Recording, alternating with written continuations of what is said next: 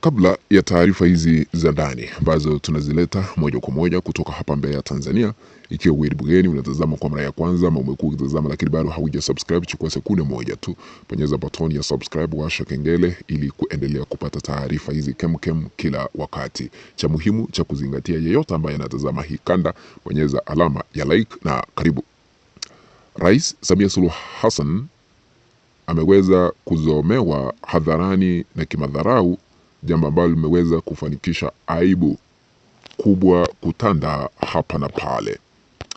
Vile mtazamaji unavyotazama hii kanda, hapo juu kuna chapisho ambalo linasema hivi: Bi Msumi alitegeshea apige simu akaishia kuzomewa. Sasa ilikuwa hivi, Samia Suluhu Hassan alikuwa na kikao na vijana, kundi lile la millennials walikuwa na kikao pia katika mtandao wa kijamii. Unajua kuna vikundi mbalimbali vya vijana, kuna wale Gen Z hao wa miaka 20 na kitu, na kuna millennials ambao wamefikisha 30 na kwenda juu kidogo. Hapo ndio walikuwa na mkutano katika mtandao wa kijamii. Sasa Samia alikuwa anataka kuwazungumzia, lakini vijana hao wa millennials waliamua kumzomea kwa mtandao. Hata salamu za Mheshimiwa Samia Suluhu Hassan hazikufika, kwa sababu kwa kile ambacho walianza kumdharau na kumzomea kwamba yeye ni muuaji hapa Tanzania.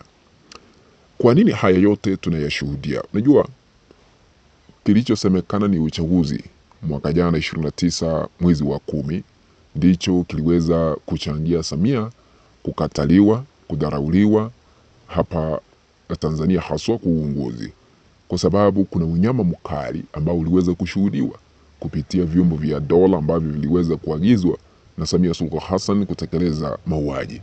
Vile mnajua zaidi ya watu 10,000 waliweza kuangamia kufuatia mauaji hayo ya Samia Suluhu Hassan, kwa sababu alikuwa analazimisha atangazwe na akae Ikulu kama rais. Jambo hili liliweza kufanikisha yeye kukataliwa, na hata millennials, kundi hili la vijana, na hata Gen Z hawataki kumsikiza, hawataki hata kumuona, hawataki kusikia kwamba yeye ni rais hapa Tanzania. Kwa hivyo aliweza kudharauliwa na kuambiwa ya kwamba hawezi kuwasalimia kwa mitandao, licha ya kujipanga na serikali yake kutoa salamu kwa millennials, kundi hili la vijana, lakini wakakataa, wakamzomea na yakaondoka kwa mtandao. Kwa hivyo hili linaonyesha wazi Samia Suluhu Hassan bado hajakubalika hasa kwa uongozi hapa Tanzania, na kile ambacho kinastahili kufanyika ni kutafuta suluhu halisi ya kuleta haki, demokrasia kuzingatiwa katika taifa hili letu la Tanzania. Unajua, yeyote ambaye anaonekana anaipinga serikali, yeyote ambaye anaonekana anaikosoa serikali ya Samia Suluhu Hassan anaendewa, wengine wanauawa, wengine wanapotezwa tu, yani utekaji nyara. Vile mnajua aliyekuwa balozi wa CCM baada ya kuvuka mpaka na kuingia Chadema ama mrengo upinzani, Humphrey Polepole, alipoikosoa serikali aliweza kupotezwa mwaka jana mwezi wa 10, na kufikia sasa hajapatikana na hajulikani aliko, kama alienda akauawa, alienda akanyongwa, hakuna yeyote ambaye anaelewa, ila tu ile nyumba ambayo aliyokuwa anaishi, damu iliweza kuonekana kwa sakafu tu, kumaanisha ya kwamba huenda alipiwa kabla ya kuondolewa katika nyumba yake. Kwa hivyo ni mengi ambayo yanaendelea hapa Tanzania, na sio yeye peke yake. Wengi ambao ni wakosoaji huwa wanaendewa, wananyamazishwa, wanakatwa vichwa, kwa sababu tumeshuhudia wengine wakipatikana mtoni wamekatwa vichwa, wengine wameuliwa. Ni unyama mkali ambao unaendelea hapa Tanzania chini ya uongozi wa Samia Suluhu Hassan, kwa sababu yeye hatujamuona akijitokeza wazi na kukemea mauaji, ila tu anajitokeza na kusema ya kwamba vijana hawa wapiwe mikwaju ndio waweze kulainika na kufuata tabia ambazo ni nzuri. Yani kile ambacho yeye mwenyewe anafikiria ni mauaji, yani kuwapiga vijana mikwaju, hataki kuambiwa ukweli halisi wa mambo.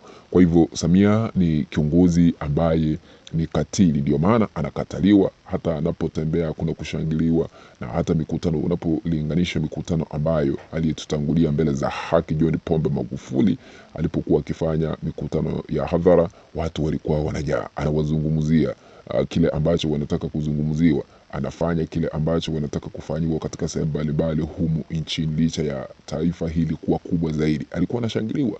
Lakini Samia Suluhu Hassan hatumuoni sana akishangiliwa, hata akienda kwa mikutano, ila tu ni kulazimisha wale ambao watahudhuria mkutano wake, ishara tosha kwamba Samia Suluhu Hassan hakubaliki, Samia Suluhu Hassan hatambuliki, Samia Suluhu Hassan yeye ni kiongozi peke yake, lakini kwa wananchi wa Tanzania hawezi kumtambua kwa kile ambacho anaendelea kufanya chini ya uongozi wake. Kwa hivyo millennials waliamua wakamzomea huyu Samia Suluhu Hassan, ishara tosha kwamba Samia bado hajakubalika hasa kwa uongozi wake hapa Tanzania. Lakini itafika wakati tu Samia Suluhu Hassan ataondolewa mamlakani kupitia uchaguzi, kwa sababu najua hata akae mamlakani kwa miaka na mikaka. Kuna wakati utafika, uchaguzi utafanyika, na Watanzania wameapa wa kusema ya kwamba hawezi kwenda uchaguzi mwingine kabla ya kupata katiba mpya ambayo itatoa haki na demokrasia ili kuzingatiwa. Uongozi wa kimla